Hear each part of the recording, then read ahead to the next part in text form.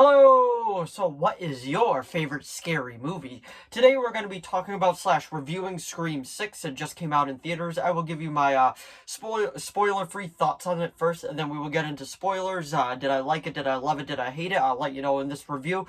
And I do suggest if you are going to watch this one, make sure you watch the one that came before this, Scream or Scream 5, whatever you would like to call it, because there are essential plot points from that one that translate into this one. So anyway, without further ado, shall we begin?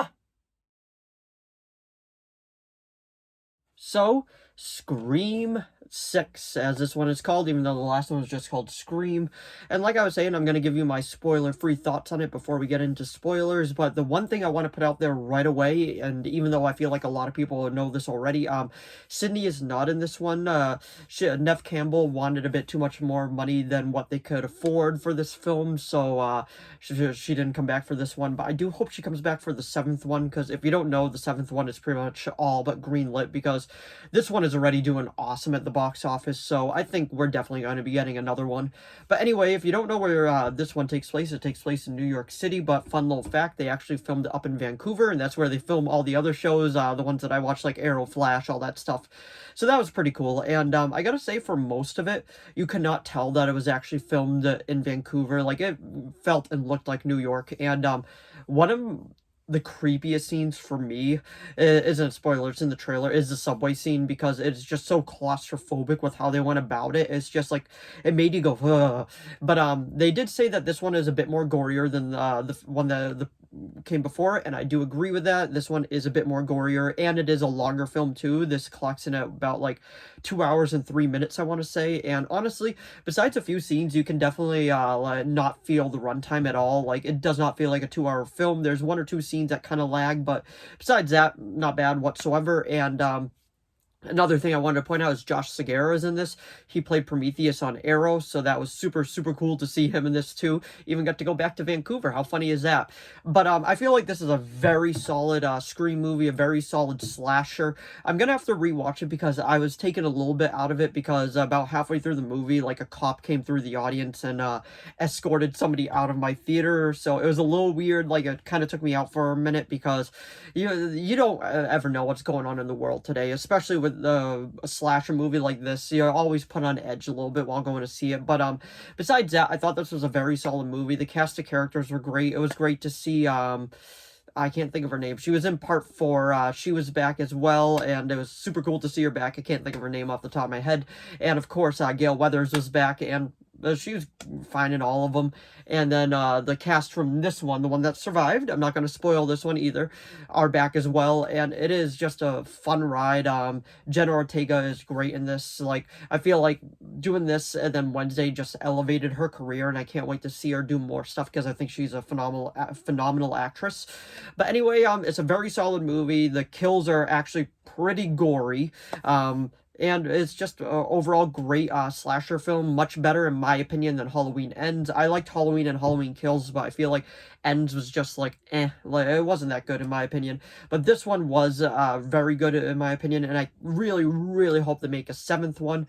But that is my spoiler-free review of it. I would give it a solid 8 out of 10. I really liked it up until the reveal of who the killer was, and I felt like it was okay, but like, it just felt a little bit rushed to me. But anyway, that was my spoiler-free thoughts on it, and if you don't want me to get into spoilers, so we will be talking about the spoilers of especially who the killer is in 5, 4, 3, 2, 1... spoiler time. So the main thing I want to talk about is the surprise killer. There's actually 3 of them, and it was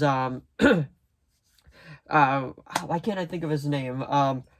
His dad came back, and he brought the kids along, and he was like, Richie, that's his name. He's like, you killed my son, and I'm gonna make sure that you pay for it. And like, he just, like, at first he was just a cop, and then like he dialed it up to 11 when he was like revealed to be the killer. And his 2 kids helped out. One of them was the college roommate, and then the other one was the daughter that was also a roommate that got killed early on. So they kind of tied it back to the first one. They're like, corn syrup or something like that. So that kind of gave me vibes of that. So that was fine. But I don't know. I just like, when the big reveal happened, I wasn't really like, wow, like, I did not see that coming. I was just like, oh, okay.